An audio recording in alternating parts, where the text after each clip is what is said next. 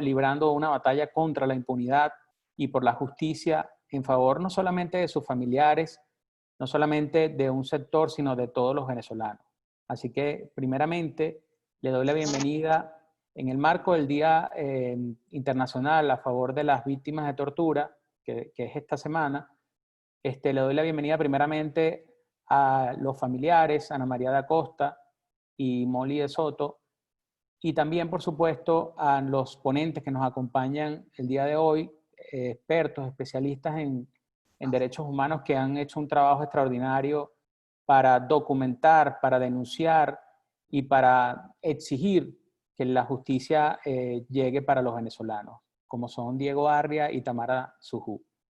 Para nosotros es un placer el día de hoy en nombre del comité, que también le doy la bienvenida y agradezco pues todo el esfuerzo que hace desde 20 Venezuela, que es una plataforma política que ha tomado conciencia de la importancia de hacer un trabajo por los derechos humanos, por la promoción de los derechos humanos, muchas veces destacando lo que hacen los defensores y las organizaciones especializadas. Ese ha sido nuestro trabajo. No solamente recibir denuncias, canalizar denuncias y acompañar a los familiares y a las víctimas, sino también visibilizar ese trabajo de documentación que hacen los defensores de derechos humanos de nuestro país, adentro y afuera de Venezuela. En ese sentido, también queremos agradecer la presencia de los miembros de la Dirección Nacional de nuestra organización y los enlaces de derechos humanos de todo el país que hoy están aquí participando con nosotros y que sin ellos sería imposible hacer un trabajo articulado en favor de los derechos humanos. Muchos de ellos son abogados especialistas en la materia que trabajan desde otras organizaciones de la sociedad civil especializadas como el Foro Penal y otras ONG en favor de la defensa de los presos políticos y de las personas que son víctimas de abusos de poder. Bueno, para nosotros el día de hoy es un placer estar con ustedes y sobre todo nos llama a la reflexión que nosotros abordamos el tema de derechos humanos con una perspectiva de futuro, ¿no? De la Venezuela que nosotros queremos, esa Venezuela donde la tortura ya no sea un elemento arraigado en los cuerpos de seguridad del Estado, donde volvamos al sistema interamericano de derechos humanos, donde se ratifique el protocolo facultativo a la Convención contra la Tortura de Naciones Unidas, donde se pueda garantizar a través de instituciones autónomas pues, los derechos humanos de todos los venezolanos. Esa es la Venezuela que soñamos y la Venezuela donde se recupere también la humanidad, donde se recupere el respeto por la dignidad de la persona, por la integridad de las personas. Esa Venezuela que solo la visualizamos en libertad y en democracia, estamos seguros que la vamos a construir y la vamos a construir sobre la base de la justicia, sobre la base de la memoria, sobre la base de la reparación a las víctimas, sobre la base de la verdad. Eso creemos que es lo más importante. Y para nosotros, repito, es un honor poder contar con familiares que hoy están librando esa batalla y que pasaron de ser víctimas, pasaron de ser familiares de víctimas a convertirse en activistas, activos por la libertad, por la libertad de sus familias y por la justicia, que impere la justicia en Venezuela. En ese sentido, pues queremos darle la bienvenida, en primer lugar, a Ana María da Costa, que ha librado pues ese activismo consistente para la libertad de su hermano y que hoy, gracias Ana María por compartir tu testimonio, por compartir lo que has vivido, lo que has sentido y bueno, lo que ha implicado para ti esta lucha y lo que significa para ti la tortura. Bienvenida, Ana María. Hola, muchas gracias por la invitación. Gracias por siempre escucharnos y ser consecuentes con la causa de los presos políticos y sobre todo la causa de la libertad de Venezuela, de esta maldad que nos está, que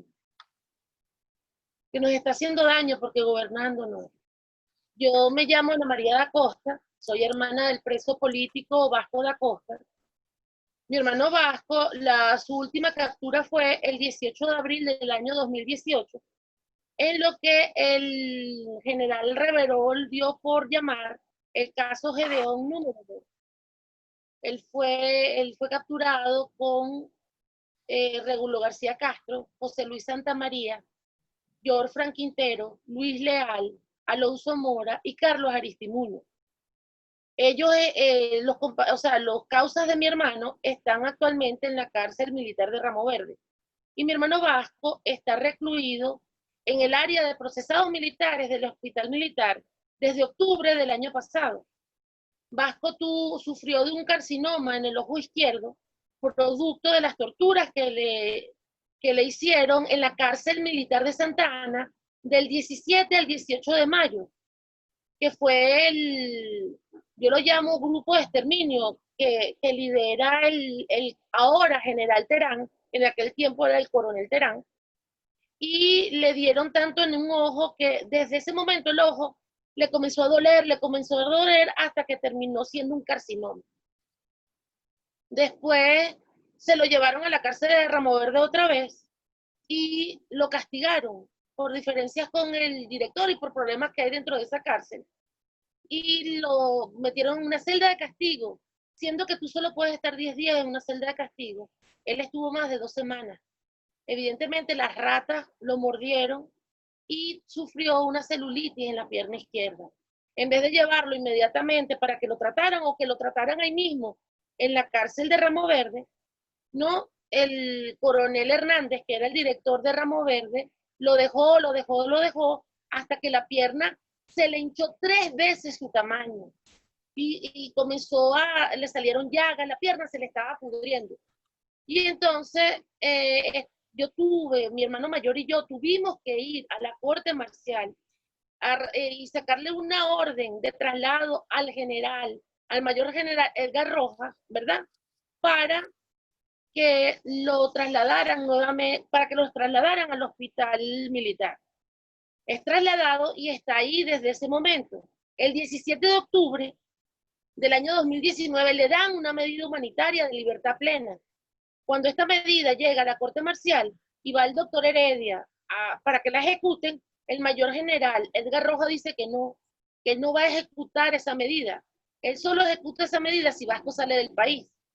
Ahora bien, como el destierro o el extrañamiento, como le dicen, no existe en la legislación venezolana, Vasco absolutamente se niega a irse. Él solo se va si cumplen algunas condiciones y sobre todo si sueltan a su causa y su causa se va con él. Porque él no va a ir fuera del país tranquilamente dejando en ese infierno que es Ramo Verde al resto de su causa.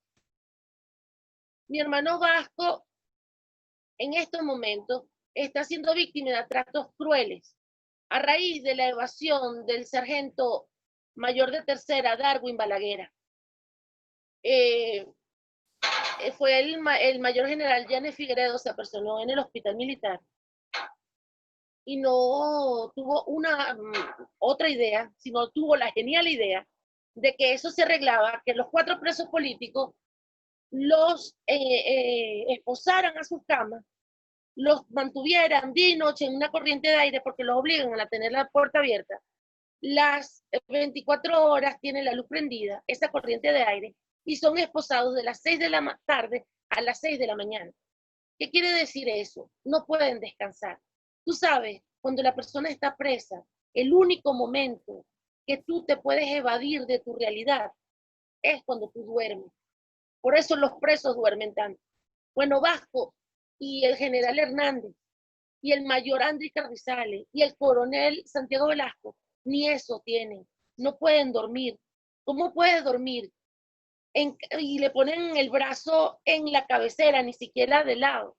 ¿Cómo puedes dormir esposado en la cabecera de la cama, mirando hacia la luz que está prendida y en medio de una corriente de aire que te cala hasta los huesos? ¿Entiendes? Entonces, yo lo que digo es que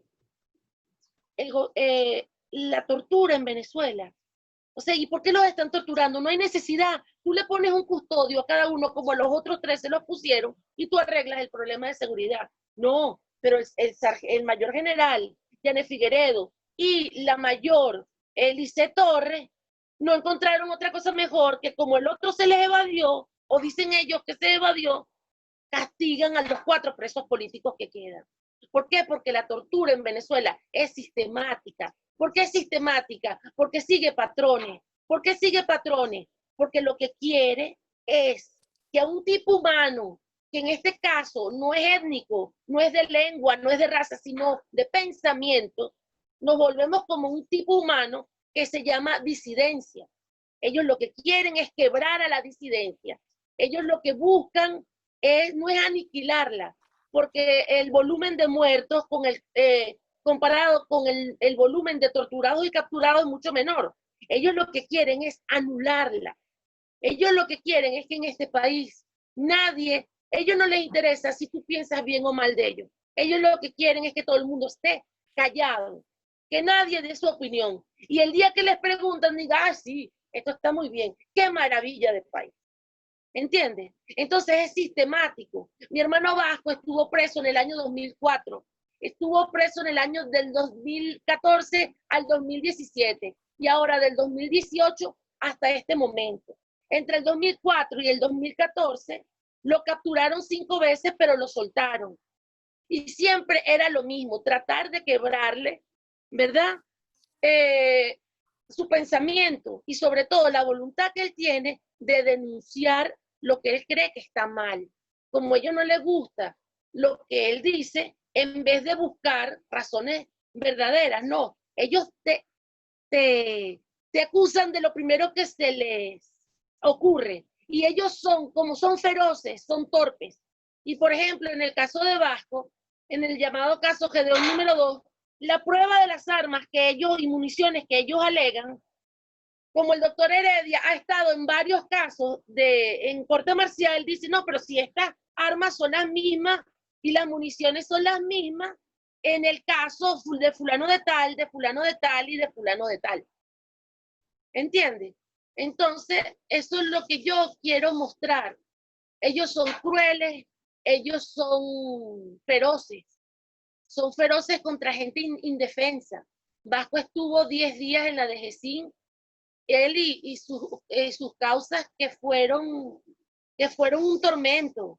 A Vasco ellos los desnudan en grupo, los patean hasta que tú haces tus necesidades y después agarran las heces fecales, te las ponen en la cara y te ponen una máscara y te cuelgan de esa máscara hasta que te asfixia. Cuando caes en el piso, debe ser porque no tienen agua, te patean para que te despiertes y volver a empezar otra vez. ¿Entiendes? Dentro de los penales, que no es el caso de Ramo Verde, pero sí cuando él estuvo en el Rodeo, en Tocuyito, cuando estuvo en el 26 de julio, hay unos bates gigantes, uno se llama Derechos Humanos y otro se llama Atamel. Si tú dices, me están violentando mis derechos humanos, te dan una golpiza con derechos humanos. Si tú dices, me siento mal, te dan una golpiza con Atamel. O sea, es un sistema perverso por medio del cual lo que quieren es quebrar la voluntad de la persona y tienen presos políticos hay en todos los estratos sociales y en todos los tipos de gente. ¿Para qué? Para que todo el mundo tenga un ejemplo. Mira, no hagas tal cosa, no digas eso. Mira, no opines, no vayas a una marcha. Mira lo que le pasó a fulano. Médicos, militares, civiles, policías, profesores, sindicalistas, estudiantes, amas de casa, tuiteros, personas, o sea, todo tipo periodistas, todos los tipos humanos en Venezuela tienen un preso político. Y eso es lo que yo quería ¿cómo se llama? Compartirles a ustedes. La triste realidad de los presos políticos y el calvario que ellos pasan y pasa su familia con ellos. Gracias, Ana María. Gracias por tener la apertura y la confianza de compartir tu testimonio tan aleccionador para todos nosotros e inspirador, porque es una historia de lucha por la justicia y contra la impunidad. Gracias. No, gracias. Vamos a darle la bienvenida a Molly de la Sota, que es hermana del preso político capitán de navío Luis de la Sota, detenido el 18 de mayo de 2018. Molly ha emprendido pues también un camino de lucha por la justicia, incluso organizando una ONG de familiares de presos políticos. Y bueno, bienvenida para escuchar tu testimonio, Molly. Muchísimas gracias por esta plataforma, de verdad la necesitamos. Pienso que somos nosotros los familiares los que debemos denunciar y estar en primera línea y luchar por los nuestros, ¿no? Mi hermano, en el 2018, el 18 de mayo, 2 días antes de las elecciones, fue detenido en su oficina, en su lugar de trabajo en la Bahía de Turiamo. Él es del grupo de Comando de Operaciones Especiales de la Armada. 8 hombres fuertemente armados de la DIGESIN se apersonaron en la bahía en un helicóptero, le dijeron que lo iban a interrogar y lejos de interrogarlo lo metieron y lo trasladaron a la DIGESIN en la sede de Boleite en Caracas. No solamente fue mi hermano en ese momento, desde el 18 hasta el 23, ellos apresaron aproximadamente a 50 militares, comandos de la Armada, de la Guardia Nacional, de la Aviación. A mi hermano lo meten en una celda de castigo llamada El Tigrito, un cuarto oscuro, donde lo estaban interrogando para interrogarlo. Lo agarraron 4 hombres encapuchados, 4 torturadores, lo agarraron a golpes con palos de madera, le aplicaron electricidad, le aplicaron asfixia mecánica con bolsa plástica, le apretaron tanto las muñecas, porque les aprietan las muñecas con las manos hacia atrás y se las destrozaron. Todavía mi hermano tiene las cicatrices de sus torturas. Y lo dejaron en el piso, amarrado, sin alimentos, sin agua potable, y así lo estaban obligando a que se declarara culpable de conspirar con la dirigente política María Corina Machado, con Estados Unidos y con Colombia. Obviamente eso no sucedió. En esos 4 días, a mi hermano y a sus compañeros, los llevaron, los chequea, al final de eso, antes de llevarlos al tribunal, un médico forense. Un médico forense, me dicen que era alguien vestido de blanco como un santero, se llama Iván Valdés. Ese señor los chequea, todos estaban ellos todavía con la capucha, ensangrentados, y dice que está bien. Sin embargo, nos vamos al expediente. En el expediente aparece otro nombre de otro médico forense llamado Manuel Lugo Pinto, y no sabemos qué es, porque pasa eso. O sea, uno lo chequea, el otro lo firma, y resulta que este señor va a domicilio a la DGC. Mi hermano lo presentan en el tribunal, a mi hermano y a todos los comandos, ensangrentado, sucio, porque ni siquiera le quitan, en este caso no lo desnudaron, lo dejaron con la ropa. Mi hermano estaba vomitado, ensangrentado, y denuncia que ha sido torturado y no sabe qué es lo que está haciendo allí. La juez del caso dijo que Claudia Carolina Pérez de Mogollón, del primero de control militar, dijo que no era de su competencia. Y estaba también un defensor público, estaban otros jueces, estaba la fiscal militar Keila Ríos Lara, y nunca se inició una investigación acerca de las torturas, cosa que está totalmente prohibida, no solamente por la convención, como tú mencionabas, contra la tortura, de la cual Venezuela está suscrito, sino también hay una ley venezolana que lo condena. Nadie hizo una investigación. A mi hermano lo regresan a la DGCIN junto con todos ellos. Algunos los pasaron a Romo Verde, otros los regresaron a los sótanos de la DGCIN. Y allí lo encerraron en otra celda de tortura llamada el Cuarto de los Lobos. 32 días mi hermano estuvo aislado. A otros los metieron todos juntos hacinados, tenían que evacuar en bolsas plásticas. Y a mi hermano lo aíslan durante 32 días en un cuarto oscuro, en el piso, le tiraban la comida, y de vez en cuando también llegaban sus torturadores a golpearlo para que se declarara culpable de conspiración. Luego de esos 32 días, nosotros iniciamos una campaña, con lo cual nos ayudó mucho la doctora Tamara Sujugo, de pedir una fe de vida. Y yo quiero hacer un llamado a todos los familiares que en estos momentos se encuentran igual, que no sepan de sus familiares, que exijan por las redes fe de vida. Eso ayudó a mi hermano, que en vez de estar los 40 días que pensaban tenerlo, pues dejaron que el abogado lo viera. El abogado, a él le asignaron arbitrariamente un defensor público. El abogado lo fue a ver, en 5 meses fue la única vez que lo fue a ver. Y este defensor le dijo que mejor se declarara culpable para evitar todo. Eso es lo que hacen más o menos los defensores públicos del Tribunal Militar. Eso no ocurrió. Mi mamá lo vio ese primer fin de semana, se quedó impresionada. Mi hermano lo tenían con una braga verde, le habían rapado la cabeza. Él después cuenta que mientras le rapaban la cabeza le decían: eres un traidor a la patria, porque los tratan como una basura una vez que pasan la DGCIN. Luego de eso lo mantuvieron encerrado en una celda aproximadamente durante 4 meses. Estuvo encerrado en una celda hacinada, no podían ir al baño, evacuaban en bolsas plásticas, ahí comían, ahí dormían. De hecho, la basura, eso lo retiraban una vez a la semana cuando lo sacaban a bañarse. estaban bastante mal de salud, adelgazaron muchísimo. Después pasa un tiempo y de hecho nosotros hemos denunciado ante la Defensoría del Pueblo, la Corte Marcial, el presidente de la Corte Marcial, como dice Ana María, Edgar Rojas Borges. Le firmó a mi mamá un escrito donde mi mamá dice, mira, están torturando a mi hijo lo torturaron, está ahorita en estas condiciones, para que lo trasladaran a Ramo Verde, y nunca pasó nada. Yo misma me dirigí al Ministerio Público, tengo mis denuncias, también a la Defensoría del Pueblo, me dirigí a la Cruz Roja Internacional para que mediaran por mi hermano y de alguna manera pidieran ingresar en la DGCIN por el tema humanitario de la parte de salud. Tampoco pasó. La alta comisionada Michelle Bachelet tiene el caso de mi hermano y de varios comandos. Tenemos también las denuncias puestas en la Comisión Interamericana de Derechos Humanos. De hecho, mi hermano tiene medidas cautelares desde el 2018. Esas medidas cautelares están metidas en el tribunal, las firmó el mismo Rojas Borges. Ellos saben de las torturas que está pasando allí en la DGCIN, en esos sótanos. Mi hermano continúa desde estos 2 años para acá en ese mismo sótano con sus torturadores porque ellos siguen libres. Y sin juicio. En esos sótanos quiero hacer énfasis en que no solamente hay militares, porque mucha gente piensa que es la cárcel de los militares. No. Ahí hay civiles, ahí hay mujeres, ahí están los pemones, los 13 pemones. Sin alimentación le restringen las comidas y todo lo demás. Esta lucha ha sido no solamente por mi hermano, sino en estos momentos él es parte de los 137 militares que son presos políticos distribuidos en la DGCIN, en Ramo Verde, en el anexo militar La Pica, en el anexo militar de Santana.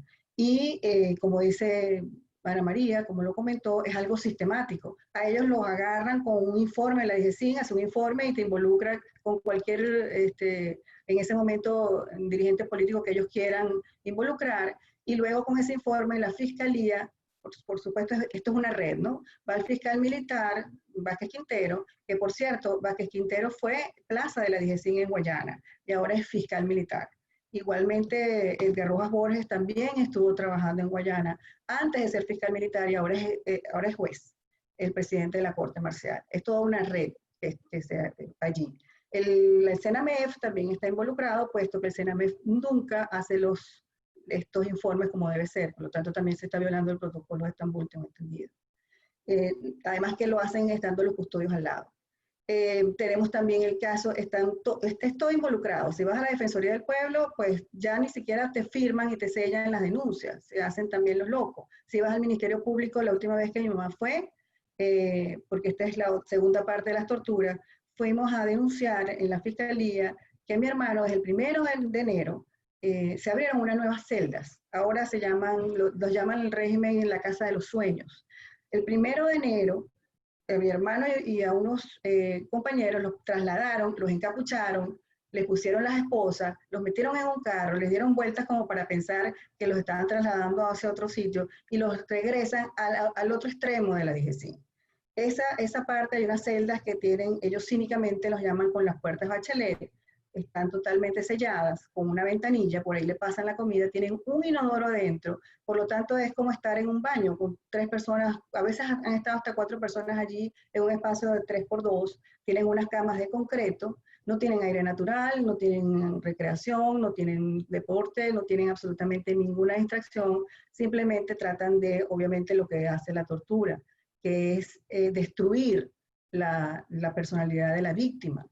Sin embargo, los sacan a bañar una vez a la semana. Todavía se mantiene esta situación, o sea, estamos hablando de hace 6 meses. Y el Ministerio Público, la Oficina de la Dirección de la Atención a la Víctima, recibió nuestras denuncias y no quiso entregar ni siquiera una copia firmada. Esta denuncia de lo que estoy hablando de la Casa de los Sueños, nosotros la antepusimos ante el Grupo de Trabajo contra la Tortura de las Naciones Unidas, obviamente también con el Grupo de Trabajo de Detención Arbitraria. Ellos el 5 de marzo enviaron una comunicación que ya es pública, se puede ver en las páginas, donde informaban al régimen, a la Cancillería, pidiendo la explicación sobre no solamente el caso de mi hermano, también está el Teniente Coronel Mejías Laya, el Teniente Coronel Iber Marín Chaparro, el Teniente Coronel Ruperto Molina, es el Coronel Johnny Mejías Laya, quien también se ha denunciado muchísimo sus casos de tortura. Eso fue en marzo, todavía estamos en junio y no hemos tenido respuesta. Con esta pandemia, pues el régimen lo que ha hecho es tener una excusa, porque es una excusa, para dejarlos sin visita legal, sin visita familiar. No nos aceptan alimentos en la DGCIN. En otros centros sí aceptan alimentos, en la DGCIN no. Y no hay tribunales, dicen que están hasta julio, o sea, no tenemos ni siquiera hora de denunciar porque todo está cerrado. Quería presentar esto porque como familiar, de verdad tenemos una gran frustración porque no encontramos estos organismos que están hechos para defender los derechos humanos. No pasa nada. La comisión de la señora Bachelet tiene 1 año en Caracas. Ella tiene un mandato del Consejo de Derechos Humanos. El doctor Diego Arria puede decir qué significa eso.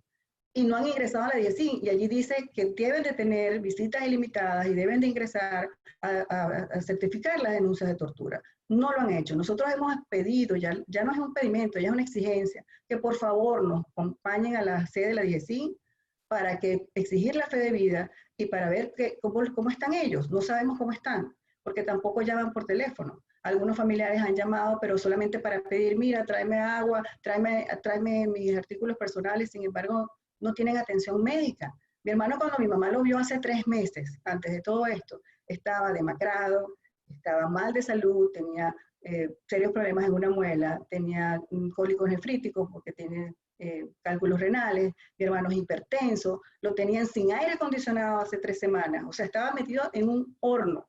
Y esto que yo he denunciado, se lo he pasado, de hecho le escribimos una carta a Bachelet con la situación de los militares en la DGCIN para que se pronunciara.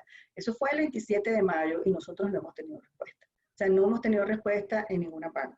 La CIDH, gracias a las gestiones de la doctora Tamara Sujú, tiene unas medidas cautelares en toda la DGCIN. ¿Qué significa eso? Que todas las personas que están allí pues deberían de ser protegidas su vida y su integridad física. Y no ha pasado. Eso pasó en marzo del año pasado, 2019, y en junio asesinaron al capitán Acosta Arevalo, que ya va a cumplir 1 año de muerto por tortura. ¿Y qué ha pasado con esa investigación? La Asamblea Nacional también se comprometió a investigar este caso y no hemos tenido tampoco resultados de cómo estamos en ese sentido. Entonces, ¿qué hacemos nosotros como familiar?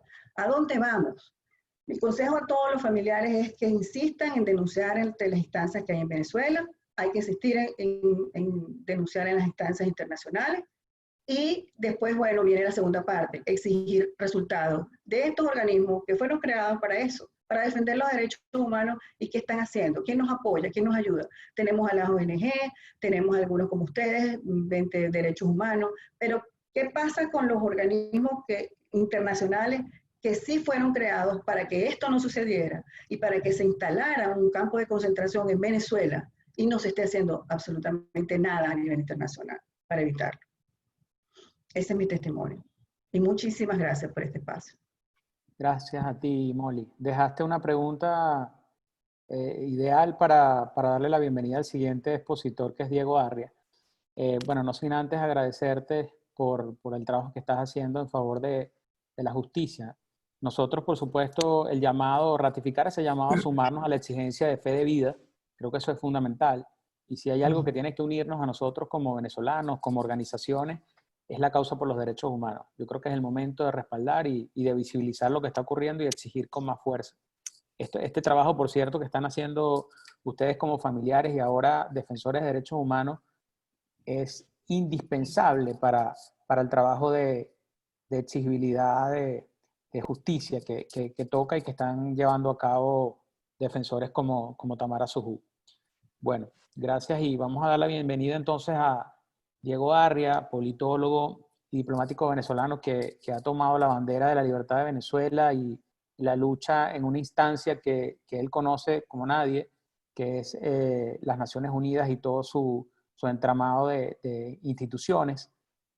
Diego, gracias por atender este llamado y compartir con nosotros tu experiencia y orientarnos sobre los pasos que debemos dar en la búsqueda de esa libertad. Bienvenido, Diego. Muchas gracias, Luis. Te felicito a ti, felicito a 20 Venezuela por haber tomado esta iniciativa que me lo comunicó mi amiga Alisa Olga hace unos días. Quiero decirte que pocas veces me ha conmovido algo como oír hoy a Ana María y a Molly. Y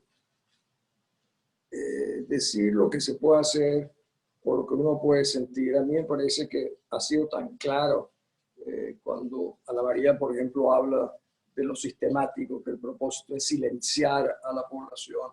En el fondo, silenciar a la población es quitarle su dignidad, su sentido de amor propio. Y oír a Molly, con quien ya yo había interactuado, me lleva a una conclusión. Sobre todo que aquí está Tamara Sujú, que para mí es la más admirable defensora de este tema en Venezuela y en muchos otros países. De hecho, lo hace de una fundación checa que ha reconocido en ella una dedicación y un talento muy particular al ponerla a la cabeza de ese tema. Y yo tengo la impresión, Luis, de que la campaña más importante que los políticos venezolanos, el país en general debería hacer hoy, es justamente una denuncia permanente de este proceso horrible, abominable de la tortura. Yo vi por primera vez en mi vida en los Balcanes lo que significaba una población torturada en los famosos campos de concentración en Bosnia. Nunca me podía imaginar que un día en mi país yo estaría oyendo cuentos como los que está relatando Ana María, Molly, y los que yo he oído de Tamara en las innumerables denuncias que he hecho a lo largo del mundo y a muchísimas conferencias. Yo creo que en la lista, yo siempre le digo a Tamara, creo que lo he hecho, que nosotros tenemos que hacer un mural con nombre, fotografía de todos estos criminales, militares y civiles que siguen torturando a los venezolanos. Nosotros tenemos que avergonzarlos a ellos, a sus familiares, a sus amigos. Esta tiene que ser una campaña nacional, intensa y permanente, no solo para intentar, no vamos a convencer a los torturadores, pero sí los vamos a exponer no solo a la vergüenza pública, los vamos a exponer eventualmente ante lo que serán todas las acciones de carácter penal, criminal que se puedan tomar sobre ellos. En ese sentido, a mí me ha apenado. Nosotros tenemos una campaña y una de las más importantes colaboradores es Alesa, de tratar de expulsar a Maduro de las Naciones Unidas y Consejo de Derechos Humanos. Oye, y apenas llevamos 135.000 firmas en un país de 30 millones de habitantes, donde hay 5 millones de personas en la diáspora, y yo me pregunto, oye, es que no pueden sentir solidaridad con lo que habla Molly, con lo que dice Ana María, con lo que le pasó a la familia, al concejal Albano, a Oscar Pérez, a Franklin Brito. O sea, el sentido de solidaridad humana, yo veo que es demasiado pasajero. Incluso hace poco tiempo, con el asesinato de Floyd en los Estados Unidos, yo vi a muchísimos venezolanos pronunciarse en las redes, Black Matter Lives. Yo decía que me parece muy bien que Black Matter Lives. ¿Y qué tal la vida de los venezolanos? Es que no les importa, porque no he visto un movimiento similar para acudir a la defensa de los venezolanos que están en situaciones como las que hoy estamos oyendo. Yo he tenido la oportunidad de ver otras más. Oír que la señora Bachelet en el Consejo de Derechos Humanos no conteste desde mayo una comunicación tan seria, por lo menos, y que no haya atendido a los reclamos pertinentes a su obligación, de acuerdo con el mandato del Consejo de los Derechos Humanos, es para mí condenable.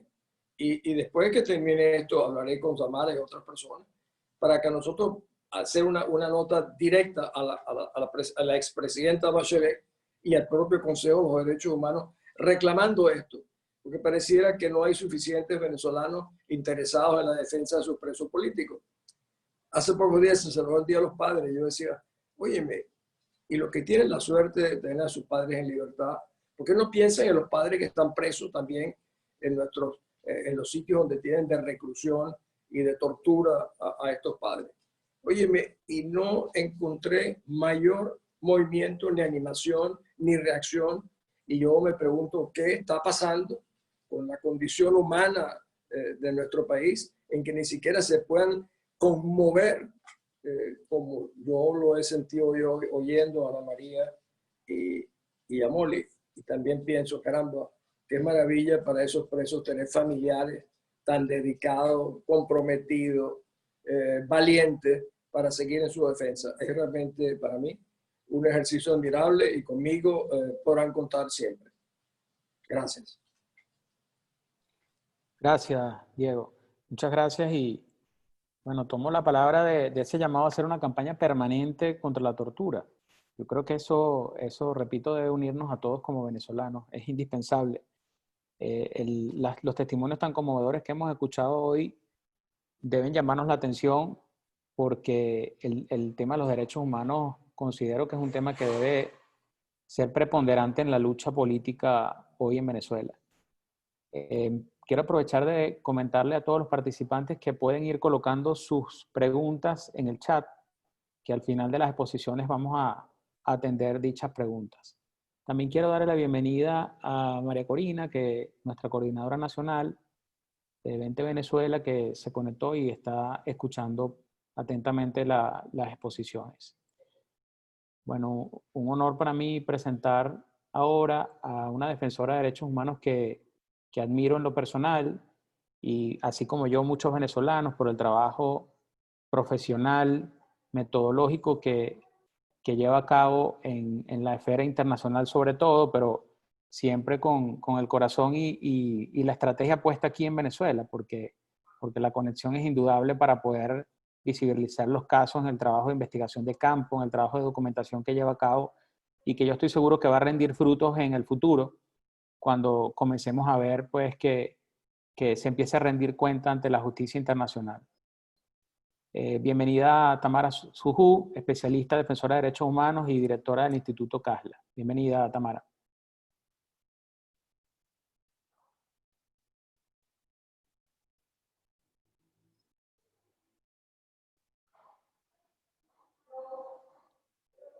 Creo que en este momento Tamara... ¿Aló?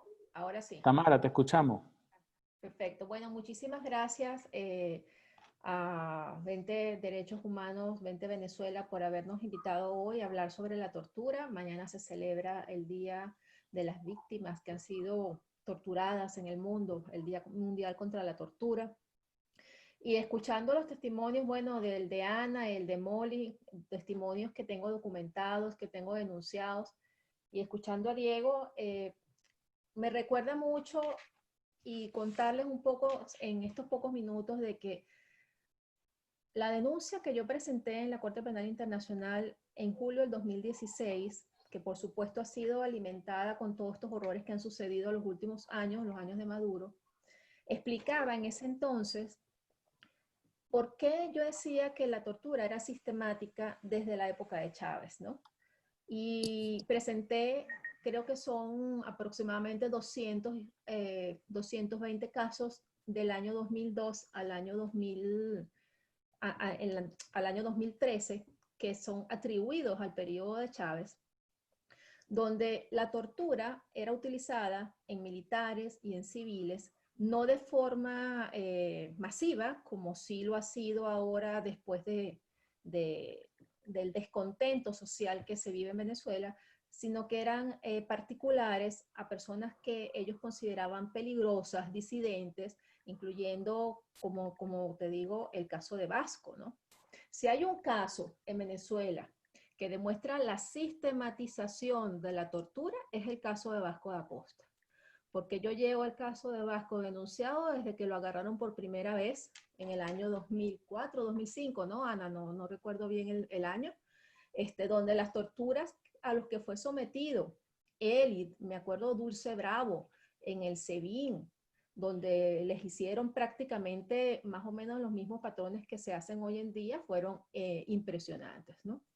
Y los primeros torturados, no nos olvidemos que eran militares en la época de Chávez, eran sus propios compañeros que estaban presos en la cárcel de Ramo Verde, que habían pasado por esas celdas de torturas con electricidad, con colgamientos, con bolsas plásticas, etcétera, que fui documentando durante tantos años. Entonces, la diferencia es que desde el año 2007 teníamos, por supuesto, salieron las grandes manifestaciones que fueron creciendo por el descontento social, y llegamos al periodo de Maduro, donde las manifestaciones masivas hicieron que la tortura se convirtiera en un método masivo de represión contra la población civil. Las diferencias de lo que estamos viviendo en los 2 últimos años es que esas manifestaciones masivas han bajado la presión ante el régimen, y el régimen ahora lo que busca es a disidentes, a supuestos conspiradores, personas que se rebelan ante la opresión, y entonces vemos unas torturas más incisivas que buscan fines distintos, ¿no? Si bien antes la tortura era aplicada a los manifestantes para castigarlos por manifestar, por ser escuálidos, porque eran los términos que ellos usaban contra nuestros jóvenes, y los jóvenes eran sometidos a eso que nosotros llamamos en el instituto, que determinamos como combos de tortura, que son combos de recibimiento, con los que recibían a todos los manifestantes, no importara la edad, sexo, condición física. Es decir, yo he documentado torturas de niños y niñas desde los 13 años hasta personas de 67 años, que es el que tengo como máximo de edad, donde recibían golpes y patadas en todo el cuerpo, donde les aplicaban bolsas plásticas con asfixias, con polvos lacrimógenos para asfixiarlos, donde en gran parte eran desnudados, sufrían torturas sexuales de desnudamientos, de actos lascivos, por ejemplo.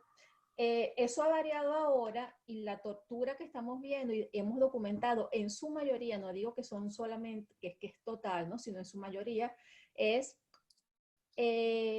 va directo a las personas que ellos identifican como personas conspiradoras o personas que están conspirando contra ellos.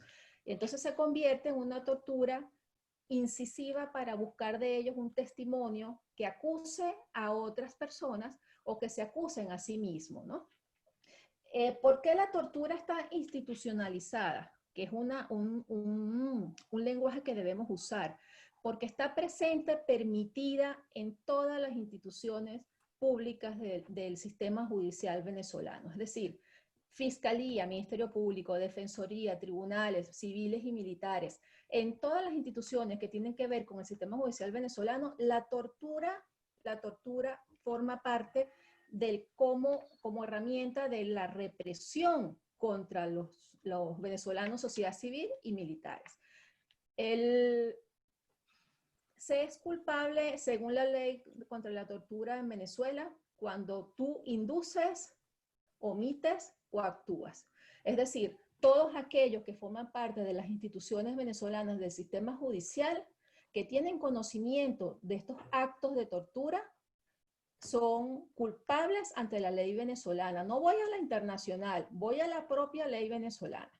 Entonces, los casos como el caso del capitán de la Sota, como el caso de Ana, que son los testimonios que tenemos hoy, pero el caso de los cientos y cientos de venezolanos torturados que han declarado cuando los presentan en los tribunales y cuentan lo que les está sucediendo, y los fiscales voltean para mirar atrás y los jueces miran al techo y se hacen los locos, todos ellos saben que son culpables ante la justicia venezolana, porque la justicia venezolana los obliga a denunciar. Entonces, la justicia internacional, ¿por qué decimos que la tortura en Venezuela es sistemática? No solamente porque se han construido cárceles para torturar, se han remodelado cárceles para torturar, como es el caso de La Tumba, por ejemplo, como son los casos de los sótanos del Dejecín, donde ahora no solamente hay 2, sino 3, porque van cavando más abajo para hacer más celdas para que le quepan los presos políticos. Está la nueva Casa de los Sueños, que construyeron el 23 de enero, que pertenece al FAES, donde hay nuevas celdas para nuevos presos políticos. El Helicoide fue remodelado, y tantas cárceles que han sido construidas para meter presos políticos, como el caso de la 26 de julio, donde tuvo Vasco da Costa enterrado en una alcantarilla, porque eso era una alcantarilla donde él estaba.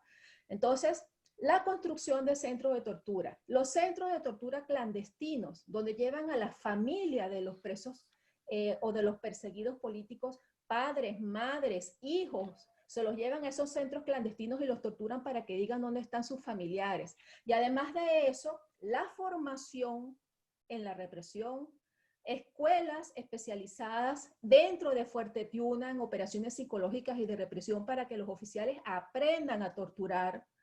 La formación en Cuba, en la isla de Cuba, con el dictador cubano, en métodos nuevos de tortura a los oficiales de inteligencia que se llevan o que llevan a Venezuela para formarse. Y además de eso, la ejecución de la tortura, donde desde el presidente de la República para abajo en la estructura de mando, todos tienen absolutamente conocimiento de lo que sucede en Venezuela. Porque cuando Acosta Arévalo se murió, cuando asesinaron al capitán Acosta Arévalo, Diosdado Cabello salió en cadena diciendo que estaba bien cuidado. Y estaba tan bien cuidado que lo mataron.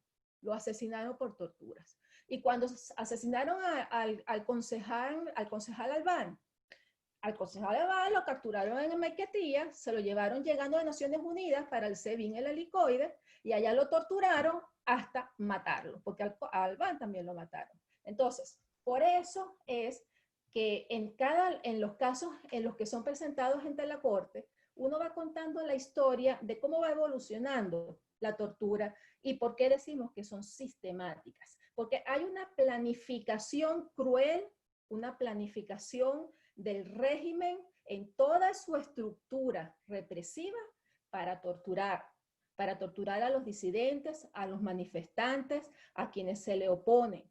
Y eso además de la tortura, viene acompañado de detenciones arbitrarias, un 90% de violencia sexual en las últimas torturas registradas los 2 últimos años y la desaparición forzada temporal. La desaparición forzada temporal por días, por horas o por meses de personas que son detenidas y nadie sabe absolutamente nada de dónde están estas personas hasta que finalmente los presentan en tribunales o aún así todavía sin presentar en tribunales. Tenemos un caso, una desaparición forzada, que es el caso de Hugo Marino Salas. ¿Cómo es posible que hace 1 año y ya va a ser 2 meses que Hugo Marino está desaparecido después de que se lo llevó el DGCIN de Maiquetía y no pasa nada? Es que ni siquiera quieren lavarse la cara diciendo que lo tienen en cualquier sitio o presentándolo en los tribunales, no. Simplemente totalmente callado el régimen venezolano de dónde está esta persona. Y como Hugo Marino han sido desaparecidos varios venezolanos, el caso de creo que el hijo de un alcalde del estado Mérida, que estuvo meses preso, sin ser presentado en tribunales, simplemente detenido en el SEBIN para que el papá se entregara, ¿no? Entonces, ¿qué sucede? ¿Qué puede pasar? ¿Qué viene ahora? Aparte de la documentación que se hace en los organismos regionales y universales, como la Comisión Interamericana, como las oficinas de las relatorías, los grupos de trabajo de Naciones Unidas, está la documentación que se hace para llevar a Venezuela a la Corte Penal Internacional, cuyo examen preliminar está en segunda fase y que esperamos que próximamente avance a tercera fase. Yo quiero comentarles que me tiene muy preocupada la campaña que existe en toda la red venezolana sobre la Corte Penal Internacional. Porque en vez de fortalecer el sistema universal de justicia, lo que hacemos es destruirlo. Y lo que hacemos es decir que no sirve para nada, que la fiscal está vendida, que esto y que lo otro, ¿no? Y los que denunciamos, que sabemos cómo están los procesos dentro de la Corte, que sabemos lo que tenemos y cómo lo hemos fundamentado, nos encontramos con una sociedad que empieza a reclamar lo que no sabe, ¿verdad? Porque lamentablemente pues pocos conocen cómo funciona la Corte Penal Internacional. Y lo que ocasiona es desesperanza en las víctimas. Porque entonces empiezan a preguntarse, bueno, pero ¿por qué vamos a denunciar si eso no funciona y eso nunca va a pasar? ¿Y por qué vamos a denunciar y a entregar nuestros testimonios si esa justicia va a llegar en 8 años? Bueno, ahí está Diego. Diego ha estado presente en juicios internacionales que han tardado años, 8 o no sé cuántos años, pero han sucedido esos juicios. Pero nosotros, los venezolanos, creemos que la Corte va a tumbar a Maduro. No, la Corte no va a tumbar a Maduro. La Corte va a juzgar a Maduro en algún momento de la historia. Eso sí va a suceder. Y va a suceder que va a juzgar a la estructura represiva de mando en Venezuela. pero malponer el sistema internacional de justicia para causar desesperanza en las víctimas es como si el G2 cubano estuviera totalmente metido dentro de las redes sociales diciendo esto no sirve, esto no sirve, esto no sirve, para que la gente pierda la esperanza. Y nosotros lo que estamos trabajando y hemos llevado, yo tengo en particular más de 630 incidencias que son momentos históricos y no casos, porque a lo mejor esas incidencias pueden tener más de una persona víctima de tortura.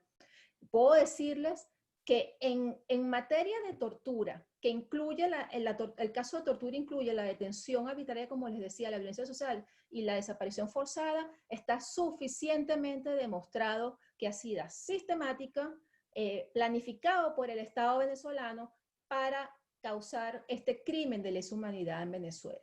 Entonces, bueno, les dejo esto hasta aquí y ustedes ya veremos qué preguntas hay, ¿no? Pero me gustaría que Diego nos contara esa experiencia del tiempo en la justicia internacional, porque es que no podemos seguir diciendo, no podemos ser inmediatos ante una justicia internacional. Ahora, cuando vuelva el Estado de Derecho a Venezuela y tengamos una justicia imparcial, que yo creo que eso va a suceder yo no sé cuándo, porque todo el sistema de justicia venezolana está asqueante, no sirve. Pudiéramos conseguir a lo mejor justicia más rápida para las víctimas, ¿no? Lo importante es que no se pierda la esperanza en la justicia, porque si no hay justicia no va a haber paz en Venezuela. Gracias, Tamara. Muchísimas gracias por tan esclarecedora exposición. Cuando hablabas de que la tortura es sistemática y que es promovida, yo recuerdo lo que acaba de suceder con Eva Leal, con la abogada Eva Leal. Esa actuación de la Fuerza Armada Nacional no es algo de casualidad. Creo que eso es también una política del régimen, de colocar al ciudadano militar como un criminal, como un delincuente. Y de hecho eso también se evidencia en el trato que le dan cuando son presos políticos. El ensañamiento que hay en contra del ciudadano militar es algo inconcebible. Antes de comenzar con la bienvenida a Laura Pérez de Molina, que es esposa de Luis Molina, uno de los policías metropolitanos condenado injustamente a 30 años de prisión, lleva 17 años siendo preso político. Y bueno, bienvenidos todos los familiares de presos políticos. Nuestra lucha es en favor de absolutamente todos los presos políticos venezolanos. La última pregunta que hacía Tamara, en referencia a Diego, la conecto con una pregunta que hizo por acá Carlos Benucci. Benucci comenta directamente para Diego. Pareciera que la ONU no será un organismo que toma decisiones frente a la crisis de Venezuela, ni a su situación política, ni a su situación de derechos humanos, más que algunos rechazos o declaraciones. La pregunta es hasta dónde puede llegar la diplomacia, qué es lo que podemos esperar de ella para salir de la crisis que vivimos, entendiendo que solo pareciera, en el caso de la ONU, espacios de deliberación.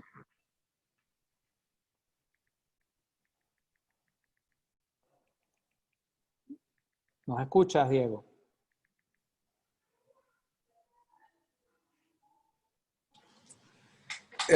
Lo que dice Tamara es exactamente así. Fíjate, por ejemplo, los primeros tribunales internacionales penales que fueron militares, que fue en Nuremberg, la tortura no aparece. Aparecen como actos de violencia, muertes, asesinatos. Curiosamente no aparece la tortura sino después. Hay una tortura. Yo creo que progresivamente en el mundo tendrá que entender que hay una figura de torturas colectivas, que ya no solamente son las individuales. Cuando tú aprisionas a un país, cuando terrorizas una sociedad, cuando la hambreas, cuando le quitas los servicios básicos fundamentales, cuando la mantienes aterrorizada, eso es una nueva dimensión de la tortura que yo creo que en otras palabras Tamara lo estaba asomando, de cómo comienza a proyectarse sobre toda una sociedad. También lo decía Ana María, también lo decía Molina. Yo creo que es un nuevo crimen Y esa nueva dimensión de la tortura es la que hicieron los soviéticos, la que hicieron los chinos, lo que hicieron los soviéticos en Ucrania, pero nunca se le ha querido dar un nombre. En el fondo, lo más cercano fue el genocidio. En el caso nuestro, habría que inventar otro calificativo, pero es algo parecido. En el tema de la Corte, yo recuerdo que negociando con el señor Milosevic y Karadzic durante la guerra de los Balcanes, me recuerdo en mi última conversación con ellos en Belgrado, yo les anticipaba que habíamos creado un tribunal penal internacional para la antigua Yugoslavia para penalizar a aquellos que incurrieran en delitos de lesa humanidad, etcétera, etcétera. La cara de incredulidad de estos personajes, increíble. Bueno, 10 años después, yo entré a la Corte Penal Internacional en La Haya y vi frente a mí al señor Milosevic, primer jefe de Estado juzgado de un tribunal penal, y yo lo miré, nos miramos y estuvimos 2 días en cuál era su propio defensor. Y yo me dije, caramba, hace 10 años yo levanté la mano para crear ese tribunal y nadie creía que ese tribunal iba a hacer algo o que nunca iba a juzgar a un personaje importante. Y mañana yo dije, voy a estar ahí justamente como testigo de la fiscalía contra uno de los principales asesinos, como fue Milosevic, luego lo hice contra Karadzic y lo hice en la defensa de Oric, que era el comandante musulmán. Lo que dice Tamara es fundamental. Ningún tribunal penal internacional va a hacer la tarea que nosotros los venezolanos tenemos que hacer por nosotros mismos y buscando el mayor número de asociados que estén dispuestos a rescatar la libertad. Y como dice ella muy bien, correctamente, llegará el momento que en Venezuela las leyes nuestras tienen suficiente amplitud para realmente procesar a medio estamento, porque aquí donde mañana vamos a tratar ese tema, el tema de la cadena de mando está clarísima en Venezuela. Y en este caso comienza con Maduro, sigue por Padrino, hay una línea perfecta. Nosotros en el Corte Penal, en el caso de Yugoslavia, tuvimos que analizar cuáles eran las vinculaciones de determinados batallones, componentes en distintos lugares del país. Aquí no, aquí están entre Boleíta, Ramo Verde y los otros centros de reclusión y están perfectamente identificados, presidente de la Corte Marcial, el segundo, fiscales, etcétera. Será un proceso mucho más sencillo. Pero yo sí insistiría como Tamara de que no compliquemos el proceso interno de la Corte Penal argumentando sin conocimiento, como hoy en día lo tiene Tamara, lo que no está sucediendo. Gracias, Bueno, Diego. y la pregunta de las Naciones Unidas, bueno, las Naciones Unidas ya no es, en las Naciones Unidas más de la mitad de los países no son democráticos, dentro del Consejo de Seguridad no podemos esperar nada, China y Rusia se han convertido han emprendido la Guerra Fría nuevamente y en este caso nosotros somos víctimas de esa Guerra Fría porque en adición los tenemos involucrados, insertados dentro de Venezuela. Por allí, lamentablemente, no podemos esperar nada. Pero en el Consejo de los Derechos Humanos tendríamos un gran impacto si logramos sacar a Maduro, al narcotirano, del Consejo de los Derechos Humanos, porque eso nos permitirá hacer mucho más ruido en las Naciones Unidas, nos permitirá incluso llegar hasta invalidar las credenciales de Venezuela, que en este momento ha perdido hasta su capacidad de voto por no pagar sus contribuciones a las Naciones Unidas ya durante más de 2 años. Gracias, Diego. Aquí hay 2 preguntas que las voy a lanzar para que cualquiera de ustedes pueda comentarlas. La primera es, reiteradamente el público pregunta sobre el rol del ciudadano con respecto a la lucha que están dando ustedes como defensores de derechos humanos. Yo direccionaría esta pregunta a los familiares, ¿no? ¿Qué esperan ustedes como familiares de la ciudadanía en general? ¿Cómo visualizan ese acompañamiento?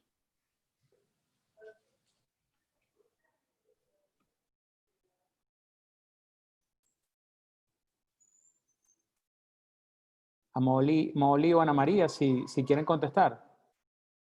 Yo diría, y he hecho énfasis, que lo que tenemos son las redes sociales, no tenemos prensa. Sin embargo, con esta pandemia tenemos algo a nuestro favor, la gente está más pendiente de las redes sociales. Y necesitamos ese apoyo de la ciudadanía para difundir estas denuncias. Mañana es el Día Internacional de las Naciones Unidas de apoyo a las víctimas contra la tortura y queremos que nos acompañen en esta campaña a denunciar, primero, a decir el hashtag la tortura es un crimen. Y de alguna manera sopesar lo que está hablando el régimen de que las sanciones son un crimen. No, las torturas son un crimen. Y otra cosa, que nos apoyen también a decir dónde está Bachelet. O sea, que también repliquen nuestra voz y que nos ayuden en todo lo que es las redes sociales, porque eso sí ayuda. ¿Cuáles son tus redes, Molly, por favor, para que todos sepamos? Mis redes es @Molly de la Sota en Twitter y en Instagram y en Facebook. Igual como mi nombre. Pero cualquier mensaje que ustedes vean, cualquier mensaje que ustedes, una información de Tamara, de cualquier ONG que tenga la parte de presos políticos, denuncia de tortura, por favor repíquenla, ponla en sus grupos de WhatsApp. Eso llega, eso es importante, está comprobado, es lo que tenemos. Y toda persona que tenga un familiar en estos momentos desaparecido, que lo denuncie, que exija fe de vida, que nos pida apoyo. La doctora Tamara Sujú no duerme porque ella está del otro lado del hemisferio y entonces Venezuela cuando se despierta, pues ella puede dar fe de eso. Cuentan con ella para ese apoyo de la denuncia, como todas las ONG, cuentan con ustedes, Vente Venezuela. Es eso, pues unirnos más en la denuncia y en esa información. Así como se hizo una campaña para DirecTV, que fue bastante, como decía la embajadora, a mí sí me llamó la atención que tuviese más firma DirecTV que la parte de retirar a Venezuela del Consejo de Derechos Humanos. Eso es algo ilógico. Pero tiene que ver con eso, con la parte de las redes. Gracias, Molly. Sin duda tenemos que agruparnos para hacer una campaña informativa también en el sentido de lo que comentaba Tamara de conocer y tener expectativas reales sobre el procedimiento en la Corte Penal. Aquí una pregunta para ti, Tamara, con respecto al protocolo de Estambul. Andrés Colmenares de FUNPAS te pides lo que puedas comentar sobre el protocolo y qué acompañamiento se le puede dar a las denuncias que están allí, que contempla el protocolo.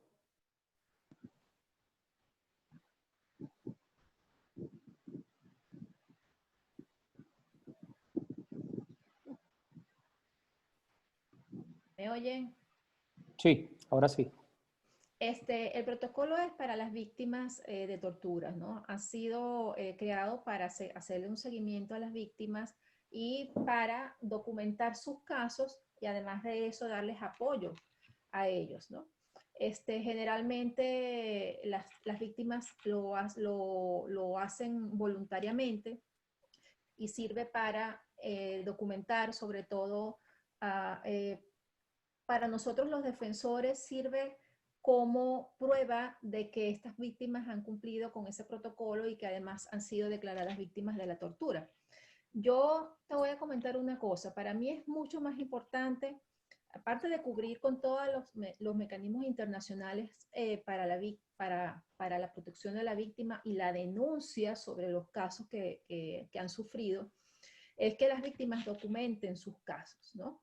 Porque a veces tú pides el testimonio de las personas y las personas te cuentan, pero no lo han documentado, no lo han ni siquiera a lo mejor denunciado en la Defensoría de Maduro o en la Fiscalía Maduro. Y digo esto, Maduro y Maduro, porque si bien no vamos a obtener nada de ellos, vamos a demostrar que los casos fueron denunciados en el sistema nacional y que nada hicieron por ellos, ¿no? Entonces, con esas denuncias, en el cual no ha habido movimiento absoluto ni de la Defensoría ni de la Fiscalía que han sido notificados de esas torturas, nosotros podemos respaldar mucho mejor todo lo que es la denuncia internacional. O sea, hay personas que dicen que no lo hacen porque no sirve, porque no va a obtener nada de ello. No, cada papel introducido que se haya introducido en cada uno de los sistemas de represión del Estado venezolano, como son la Fiscalía y la Defensoría, sirve para respaldar los casos, ¿no? Yo creo que a lo mejor Diego podría hablar un poco más sobre, si quieren, sobre el protocolo de Estambul, ¿no? Diego.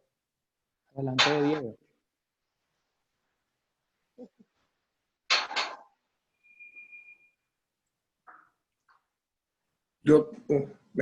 Yo tengo la impresión, Tamara, de que se ha dicho suficiente sobre eso. Yo prefería más bien oír las preguntas de los que están participando y si fuera necesario al final hago algún otro comentario. Gracias, Diego. Bueno, tengo una pregunta adicional acá. Adelante, Tamara. Ya. Te escuchamos. Okay. Yo quería, Luis, aprovechar a todos los que nos están escuchando. No cesen de denunciar. no cesen de hacernos llegar sus testimonios. Los que están fuera de Venezuela, que han tenido la oportunidad de salir, que han sido víctimas de detenciones arbitrarias y de tortura, busquen, o sea, nosotros sabemos que las personas quieren rehacer su vida y quieren olvidarse de lo que ha sucedido, de lo que han vivido, pero en algún momento vamos a necesitar de esos testimonios, porque mientras las denuncias sean masivas, mientras tengamos más y más denuncias sobre esto, más fácil van a ser, vamos a superar las etapas que hay en la Corte Penal Internacional. Por eso te decía que mi preocupación es justamente la campaña que tienen montada en contra de la Corte, que lo que hace es desesperanzar a la gente y que las denuncias bajen, ¿no? Y en eso, pues, yo me he convertido casi en la banderita que va por todas partes diciendo que todo lo que se dice no está bien documentado ni bien fundamentado, ¿no? Porque, por ejemplo, te muestran la foto de la fiscal con la hermana de Tarek El Aissami, pero yo puedo mostrar la mía con la fiscal también, ¿sabes?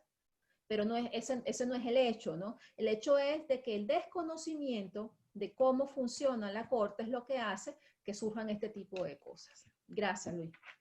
Oye, Gracias. Luis. Adelante. Luis, porque yo luego tendré que partir.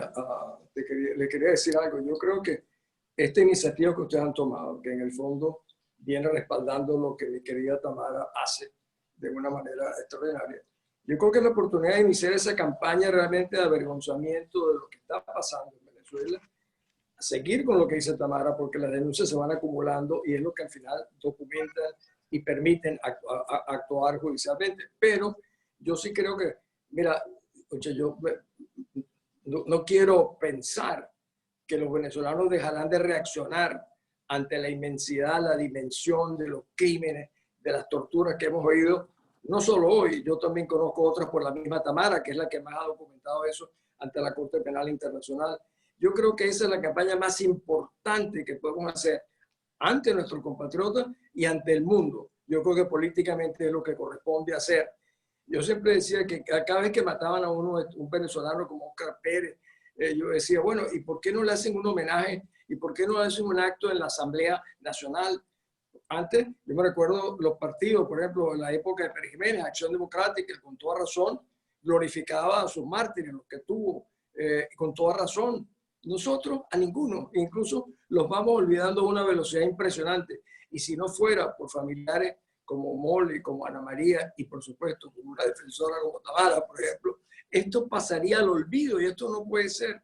Yo creo que nosotros tenemos que golpear la sensibilidad y el sentido de responsabilidad de los venezolanos, porque si no logramos ni siquiera activar a los venezolanos, ¿cómo creen ustedes que vamos a activar al mundo?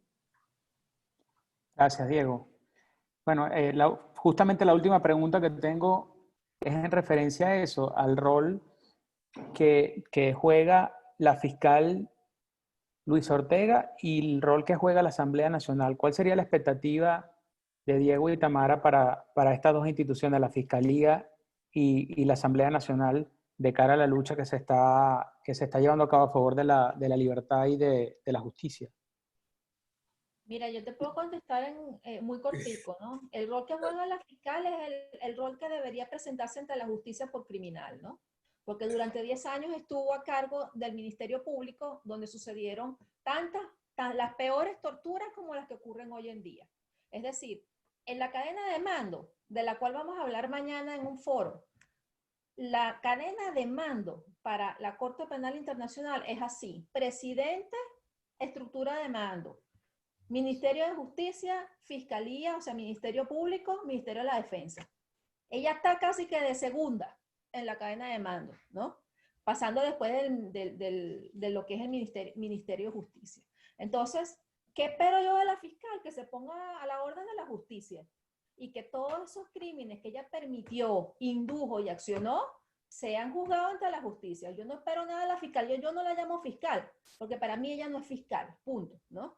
Y de la Asamblea Nacional espero respaldo a las personas que como Molly, que como Ana, que como todas las esposas, familiares, hijos de los presos políticos, de los más de casi 450 presos políticos que están en las mazmorras del Estado, acompañamiento. Es decir, ¿cómo es posible que los familiares de los presos políticos del DGCIN tengan 3 meses sin saber en qué estado están, cuando tenemos conocimiento en que han rebajado entre 8 y 12 kilos de peso? ¿Ah? Y no hay un acompañamiento de sus familiares para reclamar que se les permita verlos? Porque ellos argumentan que por el COVID, ¿verdad?, no van a permitir que vayan visitas porque los pueden contaminar. ¿Y los funcionarios qué? También los tienen presos. Los funcionarios que funcionan dentro del DGCIN no salen de ahí para que no se contaminen. No sé, o sea, lo dudo muchísimo, ¿no? Entonces, yo pienso que el acompañamiento del único órgano que en este momento nos representa, que es la Asamblea Nacional, tiene que hacer mayor bulla, mayor escándalo y acompañar a los familiares de las víctimas. No basta solamente con decir que hay presos políticos, no. Hay que identificarlos, hay que conocerlos y hay que acompañarlos. Esa es lo que yo pienso que tiene que hacer la Asamblea Nacional. Muchas gracias, Tamara. Comparto la reflexión y bueno, ya para concluir, 1 minuto para cada uno de los ponentes para un mensaje final, por favor. Quien quiera comenzar. Yo creo que este tema de la campaña no es como ayer fue el Día del Ejército y hubo un discurso. No, el Día de los venezolanos que sufren como presos políticos es todos los días. Yo creo que el presidente interino y los que lo acompañan todos los días y deben ponerle cara y nombre a las víctimas.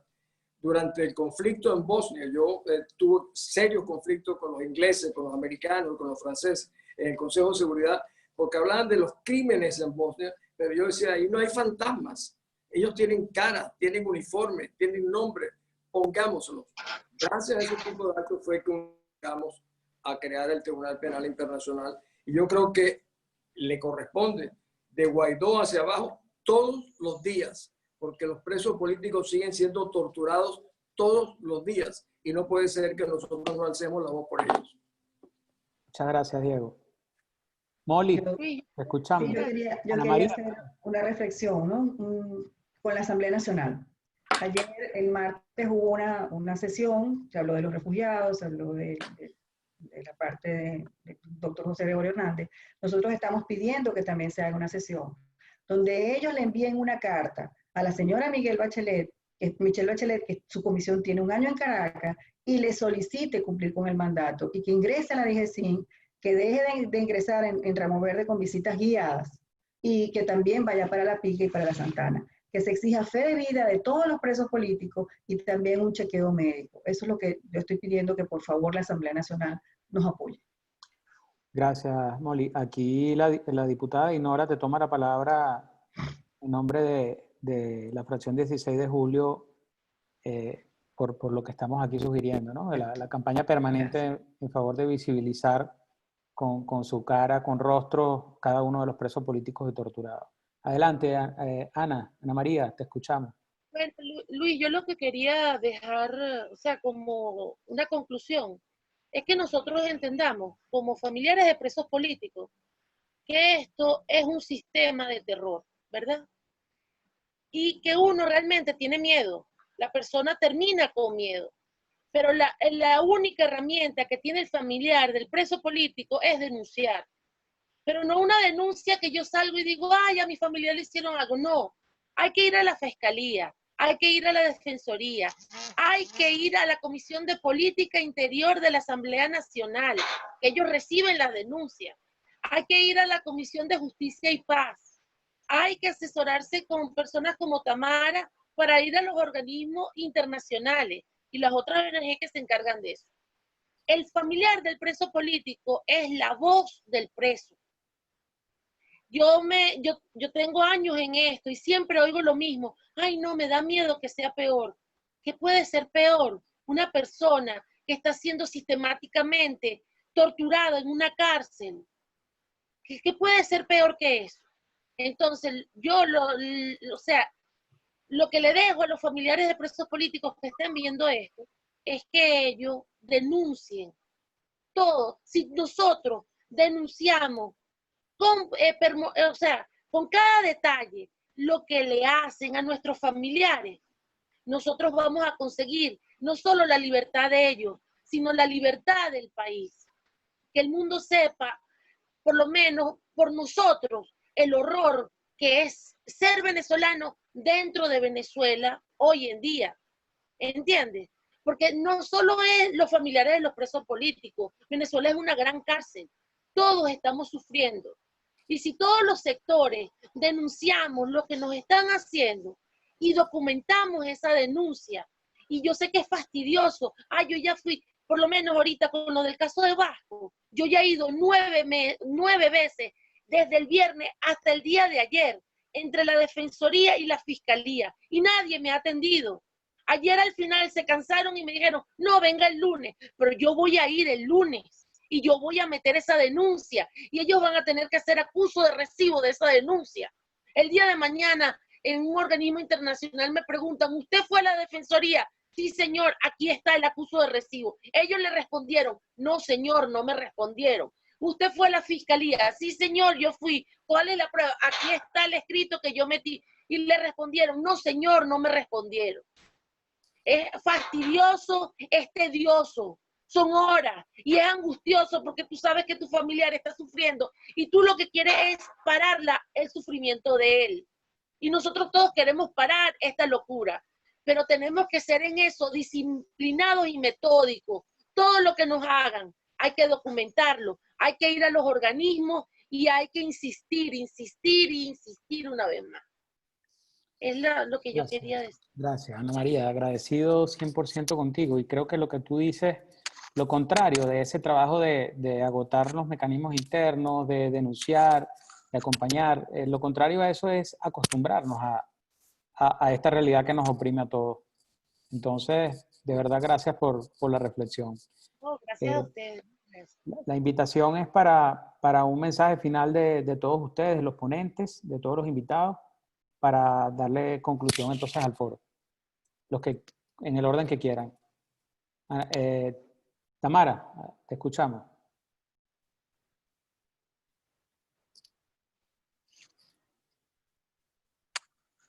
Ok, ya, aquí estoy. Luis, hace unos años yo fundé las Damas de Blanco de Venezuela.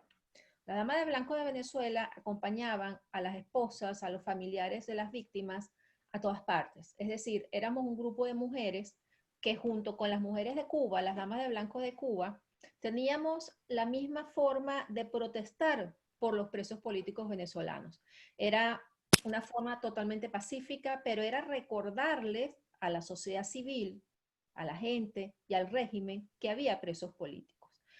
Bueno, yo me fui de Venezuela, las Damas de Blanco quedan todavía, hay un registro de las Damas de Blanco en Venezuela que pudieran utilizar los familiares de los presos políticos. Y les doy esa idea porque yo tuve la dicha de poder hacer tantas cosas con esa forma de protesta, que era simplemente ir vestidas de blanco con una flor en la mano a la fiscalía, a la defensoría, a las cárceles, a las puertas de las cárceles, y que ese poco de mujeres vestidas de blanco sin ningún tipo de violencia, con el preso en el pecho, cada una con su preso en el pecho, le daban primero nombres a los presos, caras a los presos, y segundo, estaban presentes, ¿no?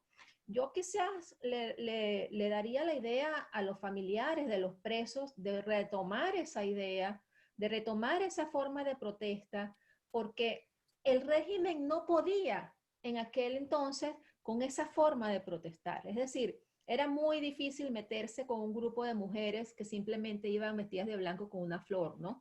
Y fue una gran experiencia. Así que bueno, les dejo esa idea.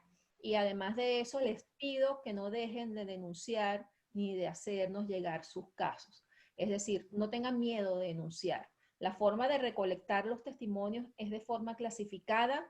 El que no quiere que nadie se entere de que estuvo detenido y de que fue torturado, se le toma su testimonio de forma clasificada, pero alimentamos las denuncias que tenemos en las instancias internacionales.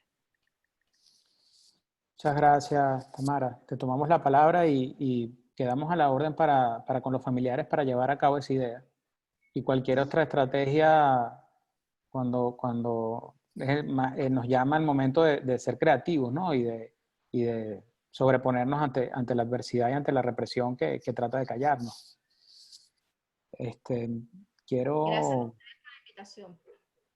No, gracias a ti por participar, por aceptarnos. María Corina me dice que María Corina la tenemos aquí, quería hacer un comentario.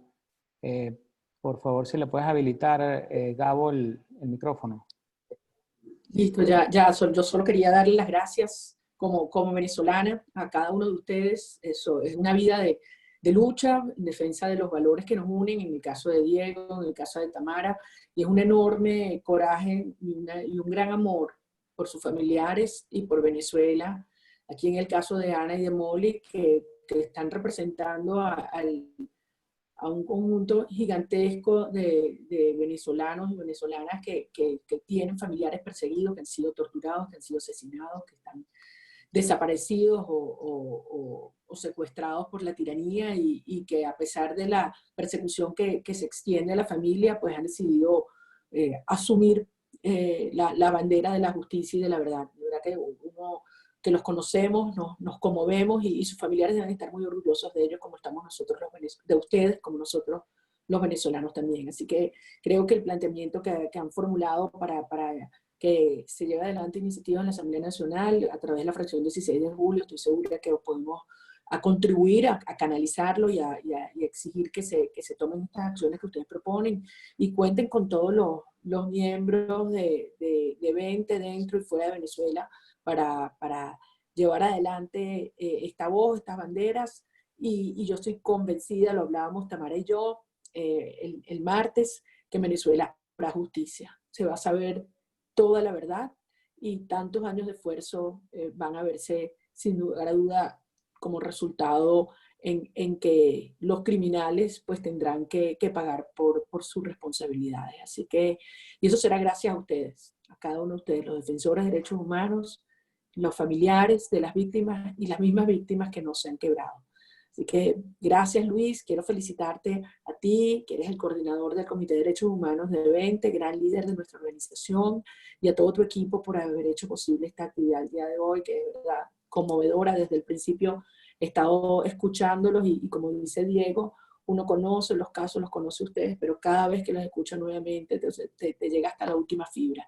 Y tenemos que hacer que el mundo entero, con Venezuela a la cabeza, nos aseguremos que esté presente el sufrimiento, el dolor, la lucha y el coraje de cada uno de ustedes. Un abrazo grande, los quiero mucho. Felicitaciones, Luis. Un abrazo gigante a Tamara, a Diego, a Ana María y a Molly. Los quiero mucho. Cuenten con nosotros. Gracias, María. Muchas gracias. Y bueno, reitero el agradecimiento al Comité de Derechos Humanos, a todos los enlaces, a los defensores que están acá, a las víctimas, a sus familiares, a Ventemundo, que está representado aquí por Alesa también. Y bueno, Diego, para unas palabras finales, por favor. Diego Arria. Gracias, Luis. Yo no mencioné al principio que yo tuve el privilegio de ser miembro de la Comisión Mundial contra la Tortura en Ginebra. Y el primer caso que me encargaron que viera fue el de la jueza Fiuni y el de Franklin Brito. La gente olvida que Franklin Brito era y muere como un preso político. Fue secuestrado en el hospital militar, donde realmente lo terminaron de matar, como yo acusé a Chávez, en esa época era el asesino de Franklin Brito. Y a María Fiuni, cuando estaba detenida, secuestrada en la cárcel de mujeres en Los Teques, donde realmente fue víctima de los delitos más atroces que se conozcan. Sin embargo, nosotros nos vamos olvidando. Yo le diría que no olvidemos a la gente que ha sufrido tanto por el país. Y cuando yo oigo a Ana María, repito, y a Molly hablar del caso de sus familiares, yo creo que es una carga de entusiasmo y de inspiración que nos hace aún mucho más responsables y más obligados para no olvidar las penurias, que no solamente son de los presos políticos, es la de sus familiares, como hemos estado viendo. Muchas gracias por darme la oportunidad de estar con ellas y estar con ustedes. Un abrazo. Muchas gracias. Ana María. Te escuchamos, Ana María. Bueno, esa es mi reflexión. Hay que seguir luchando. Mira, ellos nos persiguen, ellos nos hacen daño. Yo no te voy a decir que no hacen daño. Nos persiguen, nos hacen daño y tratan de quebrarlo. nosotros tenemos que hacer un esfuerzo físico y mental para ver la maldad. ¿Por qué nos quieren quebrar? Porque quieren un país que nosotros no queremos. Y esta lucha vale la pena luchar por Venezuela. Venezuela es para mí el mejor país del mundo y vale la pena luchar por él. Vale la pena luchar por nuestros presos políticos. Ellos, en cierta manera, su sacrificio ayuda a ver lo que es realmente el chavismo. Y mi mensaje es hacia los presos políticos. No están solos. Nosotros somos sus familiares y estamos aquí por ustedes. Es duro sufrir los maltratos del chavismo en las puertas de las cárceles. Es duro ver cómo los maltratan. Y nosotros hacemos hasta lo imposible por ayudarlos y no podemos a veces evitar el sufrimiento. Pero sí estamos con ellos. Reconocemos su lucha y el valor que tiene su lucha y que es importante para nosotros y para el país.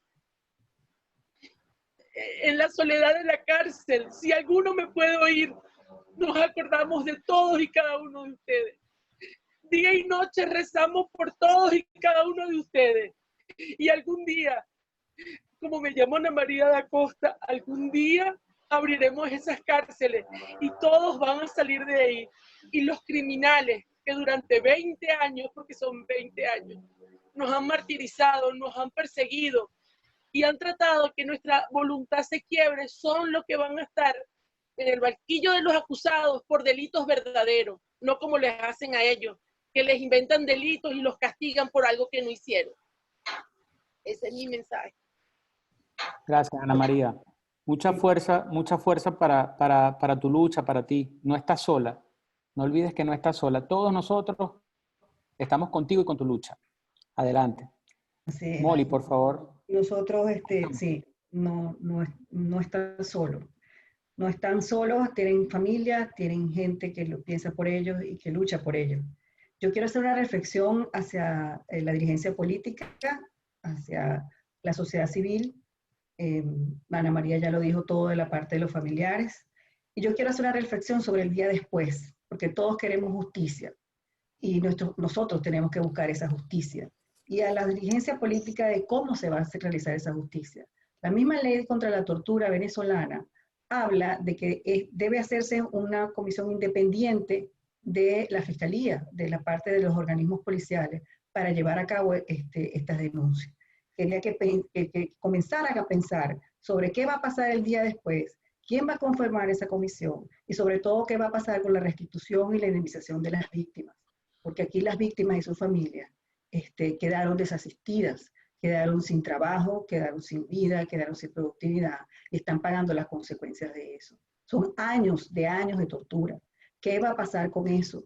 Que ya pensaron en un fondo, ya pensaron en la justicia, en un tribunal especial. Eso es lo que yo quiero que por favor se quede en la reflexión de qué va a pasar el día después para que esto que sucede ahorita no vuelva a pasar nunca y que todas las víctimas. Fíjense que hay un dato importante, disculpa que me extienda, pero hay un informe del Comité contra la Tortura en el 2014 que hablaba del 2011 al 2014, estando la señora Luisa Ortega Díaz, hubo 31.000 denuncias de violaciones de derechos humanos y de tortura en la Fiscalía, y que solamente el 3% se investigó. Nosotros queremos saber qué pasó. Tenemos que investigar estos últimos 20 años que ha pasado y qué va a pasar el día después. Por favor, les dejo esa reflexión a la dirigencia política y que piensen en nosotros y la restitución de las víctimas. Muchas gracias por este espacio, de verdad. Gracias a ti, Molly. Esa reflexión tuya, pues creo que es el mensaje final. Yo comentaba al principio que el abordaje nuestro de los derechos humanos tiene que ser con la mirada puesta en el futuro. ¿Cómo va a ser esa Venezuela cuando seamos libres? Porque en un régimen de democracia también podemos tener violaciones graves a los derechos humanos. Entonces tiene que haber ese compromiso, esa construcción de lo que va a ser la Venezuela respetuosa, garantista de los derechos humanos. Eso hay que construirlo en conjunto y construirlo desde ya. Porque nosotros debemos hacer un trabajo para esclarecer la verdad, por la justicia, para que no se repitan los hechos, para que repare y se compense a las víctimas. Ese es un trabajo que va a ser sobre la base del trabajo de documentación y de incidencia y de investigación y de denuncia que ya han realizado los defensores de derechos humanos como Tamara Sujú. Así que bueno, esta reflexión tomada 100% en cuenta, y sigamos haciendo, mi invitación es que sigamos haciendo actividades como esta, sigamos difundiendo, sigamos fomentando que se conozcan y se visibilice lo que está pasando en Venezuela, porque lo contrario es acostumbrarnos y eso no lo vamos a permitir. Entonces, muchas gracias a todos. Vamos a seguir en contacto, vamos a seguir trabajando. Gracias por atender nuestra invitación y gracias a todo el público que nos ha escuchado. Gracias. Gracias a todos ustedes y gracias Ana y gracias Molly siempre por ser tan valientes, porque también hay que ser valientes para denunciar en un país como Venezuela lo que sucede allá con los presos políticos. Y ellas son dos valientes. Así es. ¿Alguien más quería comentar? No. Hasta luego. Nos vemos pronto. Hasta luego. Felicitaciones, Luis. Felicitaciones a todos. Mucha fuerza. Gracias. Gracias. Un abrazo a Ana María y a Molly. Gracias. Gracias. Chao, Ana. Chao, Molly. Chao. Chao. Queremos mucho. Fuerza. Cuídense.